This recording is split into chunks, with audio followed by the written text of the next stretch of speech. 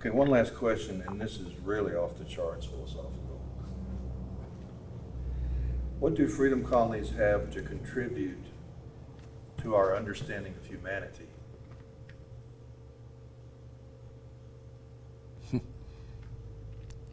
What does freedom colonies? Repeat that question, Richard.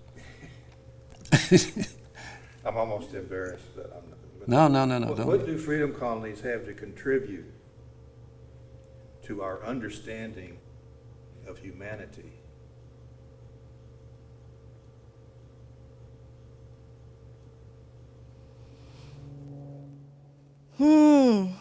That's a good question. I've thought about it.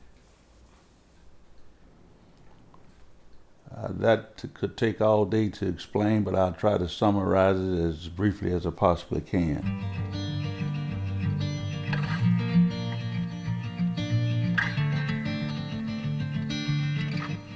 I want to talk about restoring the knowledge to the younger generations about how we got where we are.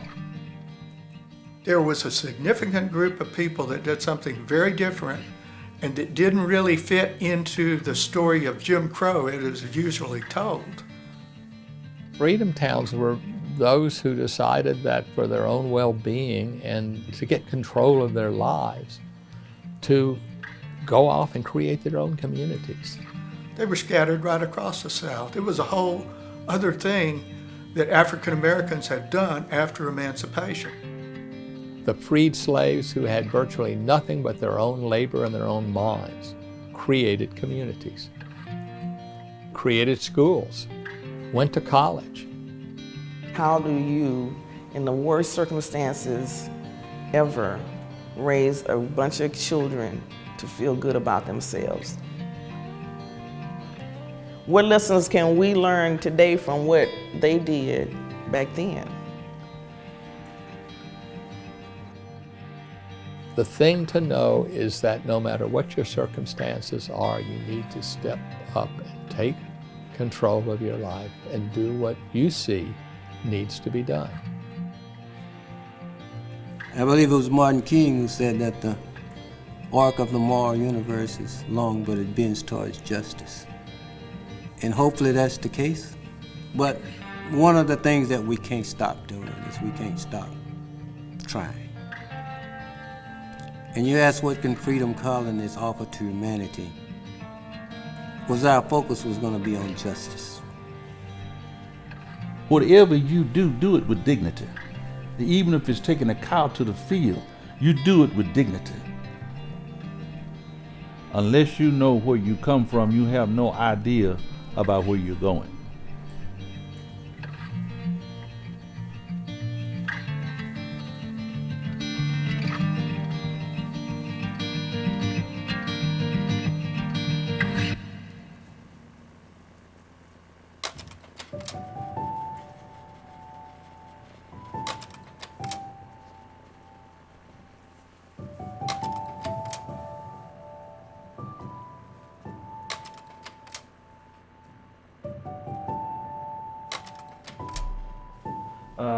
Backing up a little bit, I was just thinking about this. How many photographs do you have after so many years?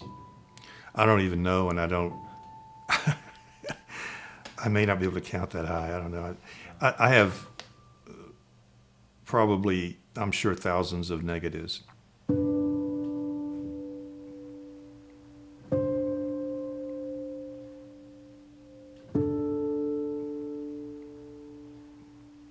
To me, the precise moment that you press the shutter is a sort of magic, and getting a frozen moment in time.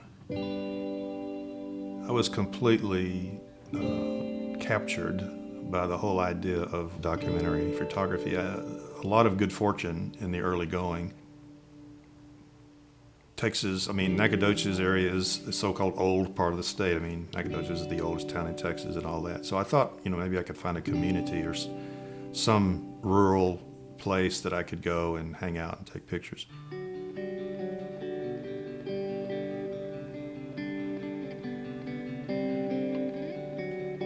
I went to County Line the first time the day after Thanksgiving in 1988.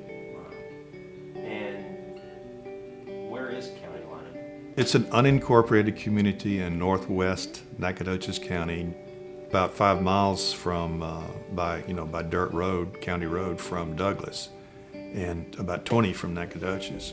So that was out in the middle of nowhere.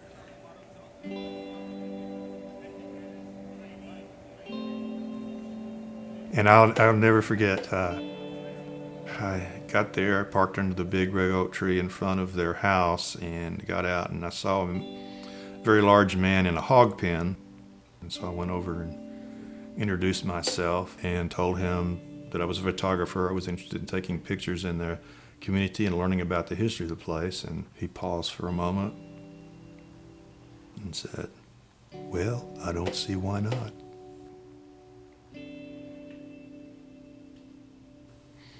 And that's all there was to it. From that day forward, he and his wonderful wife, Leota, made me welcome in their home.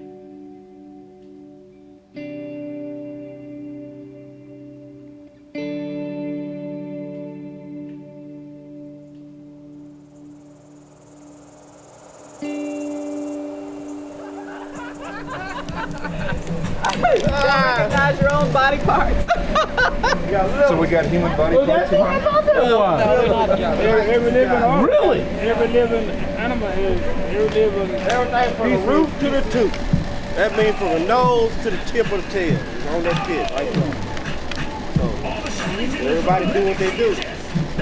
Eat and enjoy. Yeah, it was liver. Right? Yeah. Doing what? You know what root is?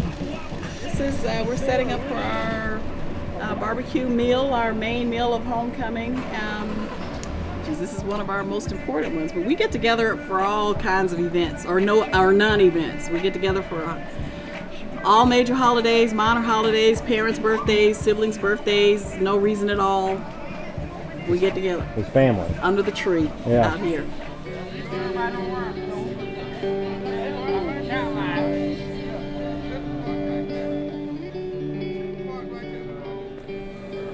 Talk to me about County Line. Like, what is County Line and what does it mean to you?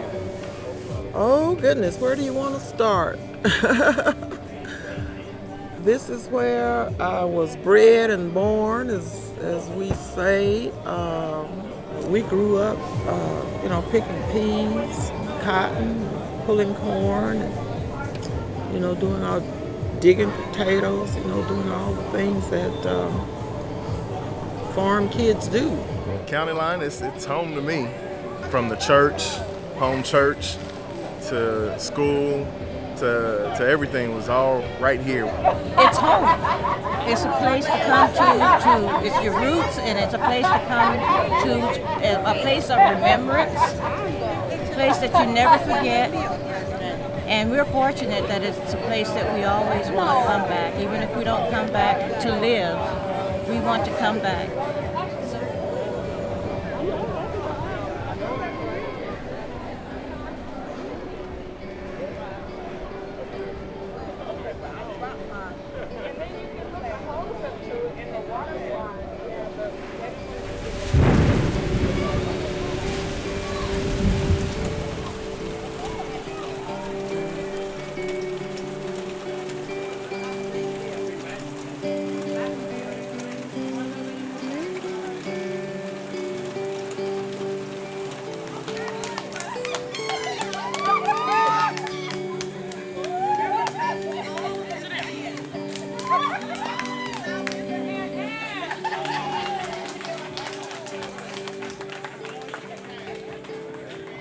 Early on when I was in County Line, in terms of what I was looking for, I just wanted to record what I was seeing that struck me as being different from what I was used to. I was very aware of being in a different frame of reference from whatever I was used to. I mean, I'm a white guy in an African American community environment. I mean, I was on somebody else's turf. And I knew that. I mean, that was in large part what intrigued me. I was very curious. I was still, in the early days especially, amazed that it was even possible that such places would exist. I had no idea that there was such a thing as a freedom colony. freedom colonies have largely been ignored up to this point in our history books. Basically these are places where blacks went after emancipation, formed their own communities, owned their own land, and that's what really got me. I had no idea that was even possible so soon after being enslaved, that you could have black landowners, not just a little bit, but hundreds of acres. At its height, I believe the Upshaws owned in excess of 600 acres. While that required a great deal of work on their part to make it go, it also gave them a lot of autonomy. And that was the other thing that intrigued me about County Line from the start, is that these were black folks who, during the time of Jim Crow, had a relatively autonomous existence. White people were not around there. It was a revelation to me. It was the fact of its existence, and yet, as it turns out, there were hundreds of them in East Texas alone. They were scattered right across the South. It had been pretty much left on the cutting room floor. There was a whole other thing that African Americans had done after emancipation. The first real formal introduction to this was Thad Sitton's book. And attracted my attention immediately. So it was really only in the last 10, 15 years that we looked at it in any serious way in Texas. It was a huge historical find. It was like finding something right under your nose. The Handbook of Texas was full of these places, but nobody had studied them. Nobody had said, here's something completely different, and important, and they're everywhere. There are hundreds of them across Texas. And I never found a single scholarly article about any of these places, so they were just unknown to Southern history. And from 1977, I started to try to find some African American scholar to tell about this so they'd go do it. Something like 22 years later, nothing. I said, well, if nobody's going to do it, I ought to try to do it. I started looking on the place name maps and asking people. And from time to time, you would have a name like Cologne, like County Line, like Nigton in Trinity County. There were a couple of three in Bastrop County on the other side. There were more in Gonzales County, south of Caldwell County, a bunch.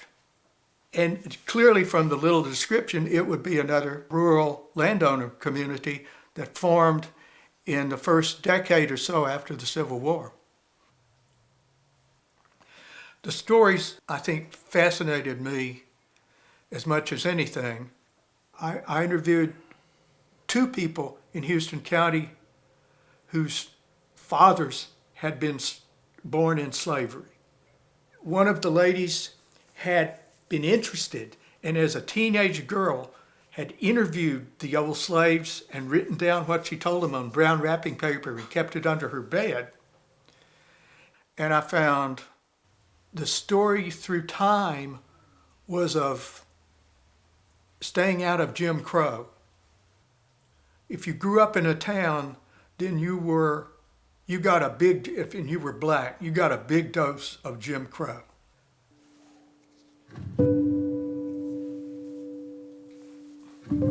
It was a terrible freedom.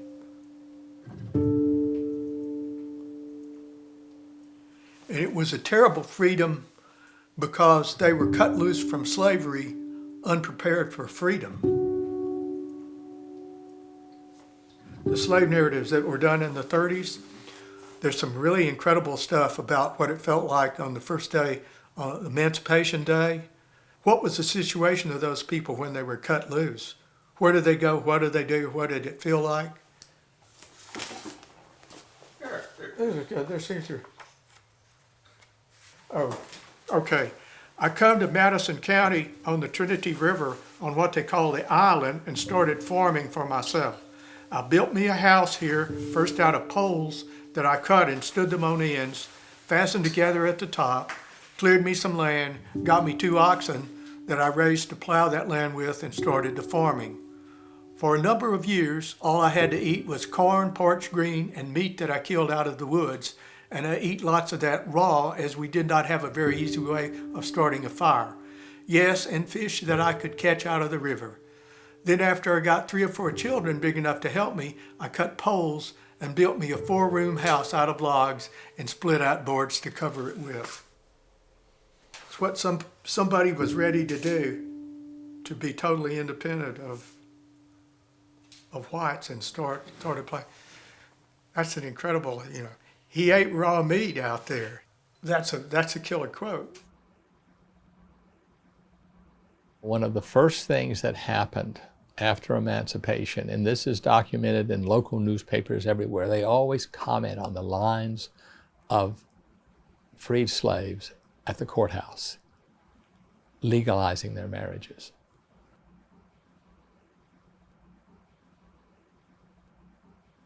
The second thing that happens is the decision on where to live, where to stay.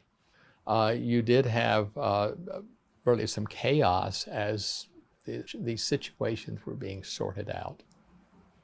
No one knew what was going to happen. There were all the rumors about, you've heard 40 acres and a mule and all of these rumors. No one had decided how they were going to be dealt with.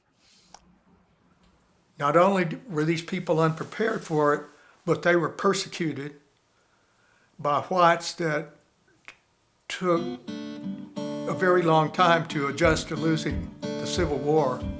The slave owners had made damn sure they were unprepared for freedom.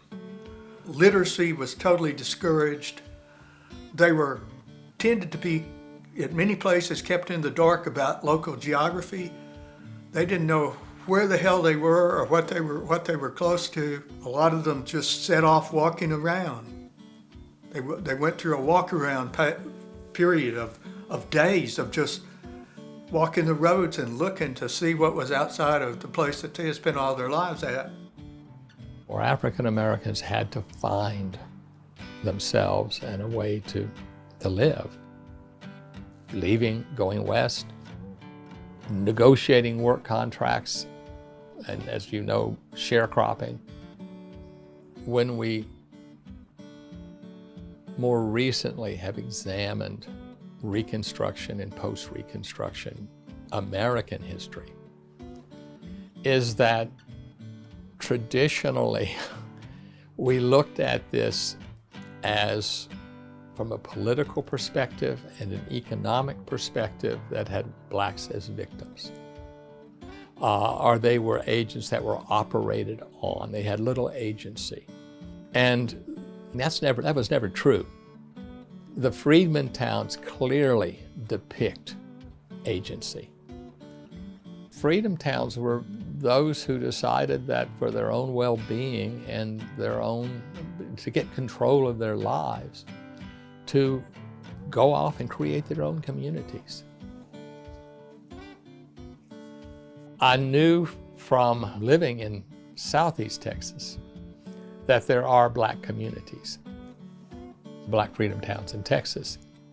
I knew of one growing up out off of what was then old Westheimer Road, west around where Fondren is now. And I never really gave it much thought about how these developed, but they were certainly settlements outside of the city of Houston. The origins of freedmen settlements, some of these places began as squatter communities and are kind of off the historical record for the first couple of decades of their existence. They're kind of hideout places. They're kind of places that didn't go in and register with the white establishment in the county seat town. They just sort of sprung up out there. The sheriff and the census man didn't go into them, and they were left alone. They were independent. The origins quite often is the pattern of County Line, the Band of Brothers origin.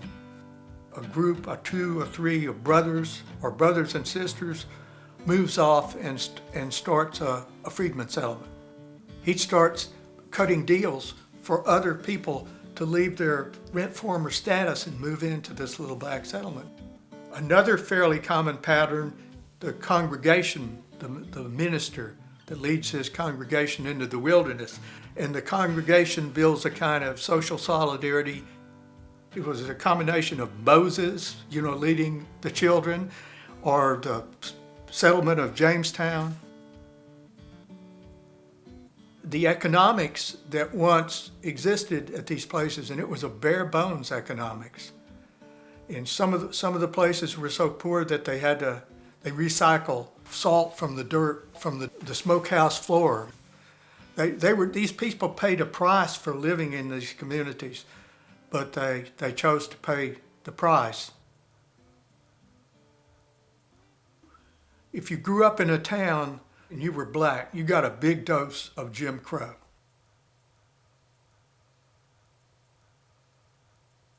You were segregated. You had to be careful where you went uptown. You had to not look at a white woman. You had to get off the sidewalk when whites were coming along. There was a whole structure of deference and subjugation that you might not feel it, but you had to play the role.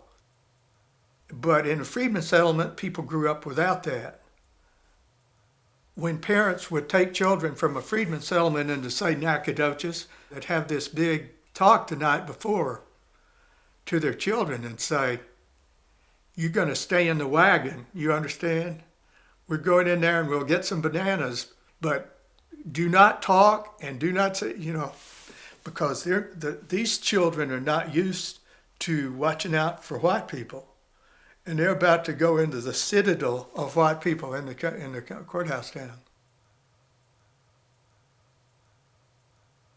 Part of my motivation for studying them was I was really a kind of fan of such places. And this notion of going someplace where you don't have to put up with Jim Crow.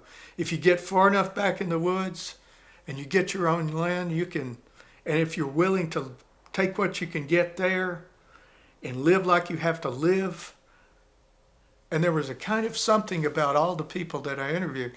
One lady, in my first interview with her, I forgot and left my hat on in the interview. And she said, "You need to, if I'm going to talk to you, you need to take your hat off in the house." And I said, I forgot it was up there. But she was ready to tell the white man to get his hat off in the house. Now, she came from a time when I think she'd have told the white man to get his hat off in 1942 too. But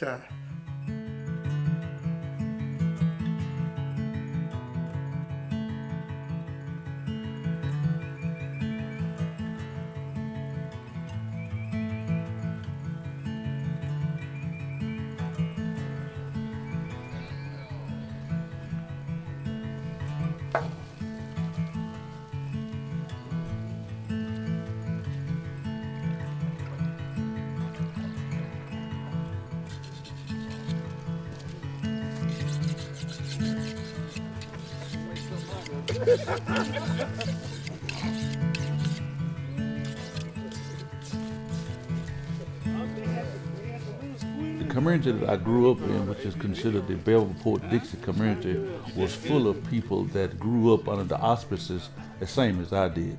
You didn't have a fancy way of living or anything like that. You just had a bunch of hard-working, industrious people who went about their business of taking care of their families, and then in times of need, they took care of each other.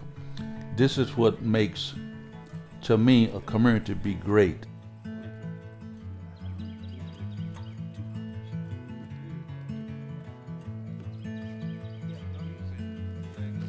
Y'all don't know about his education, but you know his name.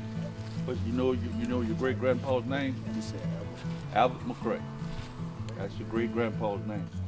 We're talking about Albert McCray. This is my grandfather. This was a man that had 9 children of his own, and he reared to maturity 3 grandchildren.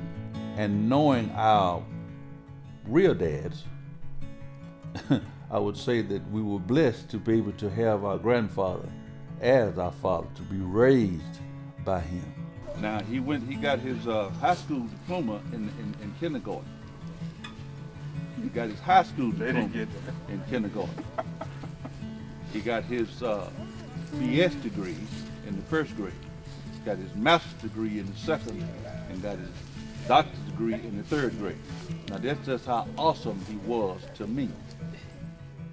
Now, Albert McCray was a kind of man that was very principally oriented. He was very adamant about restoring and passing on the knowledge to the younger generations about how we got where we are. And that is a lost commodity in our community. These young people a lot of them don't even know who their great-grandfather is. They definitely don't. Some of them don't even know who their grandfather is. They just know mom and daddy, you know. So we as a people in this community, and maybe all over, need to know who we are and where we come from, and how we got to where we are. Everything you see here, I attribute it to him. I cannot speak enough about what he did and what he is to this family. And this is the legacy that we're carrying on here today, because he started me doing stuff like this when I was way younger than this boy here.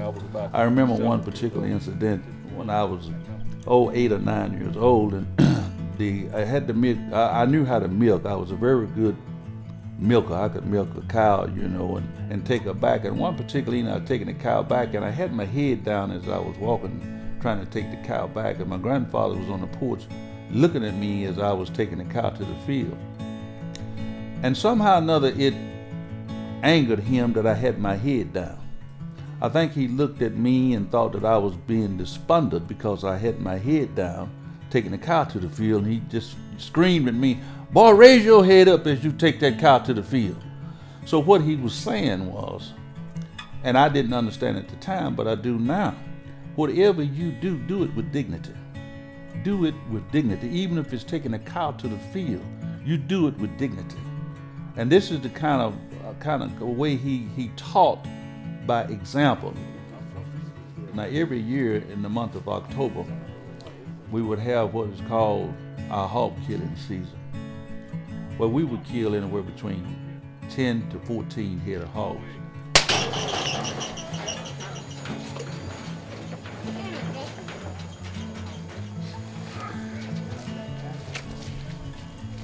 Now why did we stab him like that? So they hit you. The more you bleed a hog, and any animal that you kill in the woods, anything, you get the blood out of them right then. You won't have that. That's just that much less you have in your meat, okay? You won't have blood all in your meat. Are you with me? Certain spots you have to hit him though. You got to make sure you hit it just right. I got lucky today. All right? I got lucky today. I had the camera on. This was a means that what we learned how to cure meat. This was a way of life. We had bacon 365 days a year for breakfast if we so desired. We had ham, we had sausage, we had smoked sausage, we had pan sausage, we had pork bones, smoked any way you want them year round. But everything that we ate, we raised on that farm. The only thing that we went to the store for was perhaps flour and maybe a little sugar. That was it. Anything else, we didn't have any need to go grocery shopping because we raised everything. All of these things was a way of life.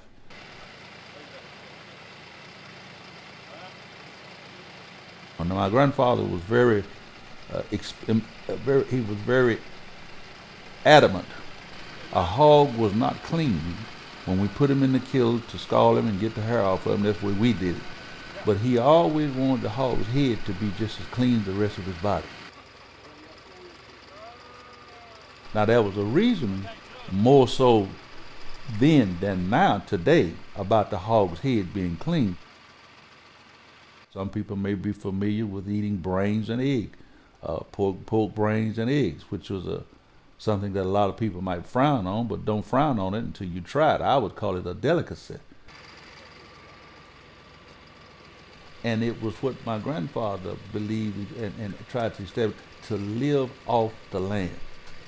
It is things like that that he did when he was sharecropping, and he started to doing these things for himself, as other blacks that were up from slavery and what would be known as freedom colonies. All of this information was handed down through the years, from slavery all the way to my grandfather and on to me, and even my son and my grandson, because I have taught my son and my grandsons the art of being able to butcher hogs.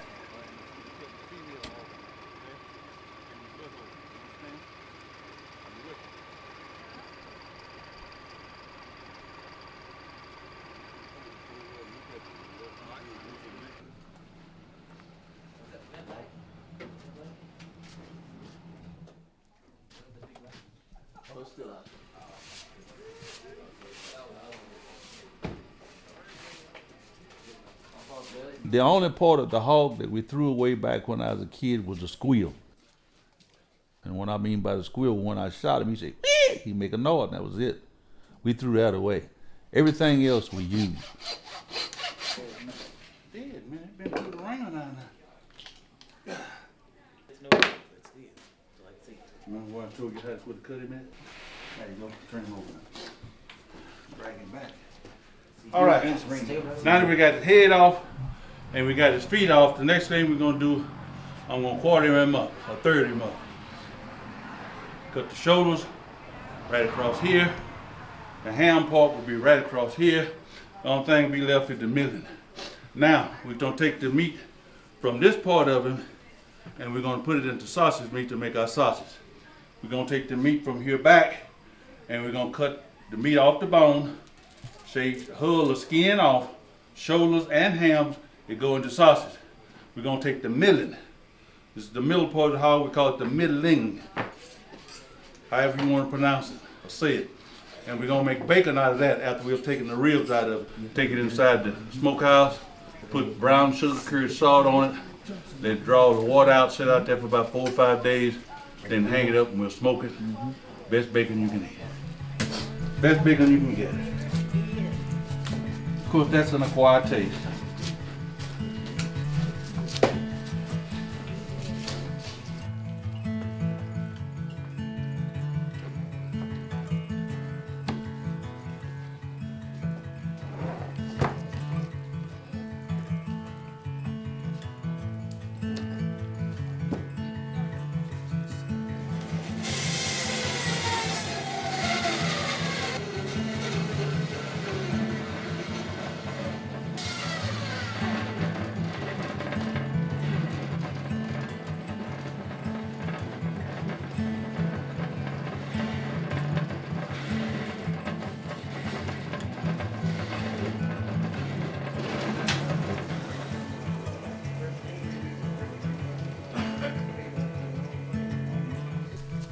For those who don't know, what are we doing? Making cracklings. And what's that? The pig skin. This thing not only makes cracklings, you can take the grease off of it and you can pour about 3 cans of lye in there. And then you can let that harden and then you can cut it out into blocks and you can make what is called lye soap. But as far as cleaning was concerned, lye soap was considered something that was a necessity in Freedom Colony days.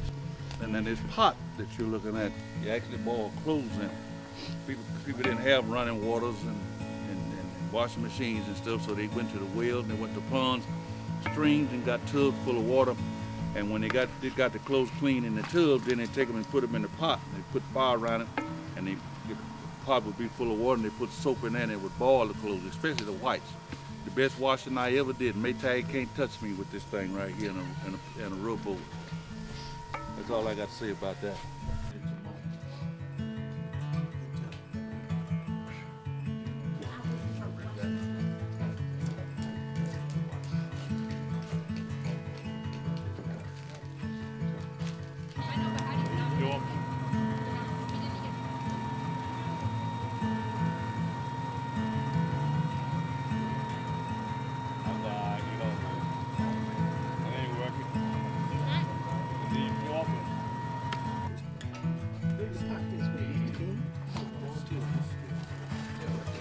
you go. There, right there. There you go. No, sir, we're making sense. He's lost. God almighty.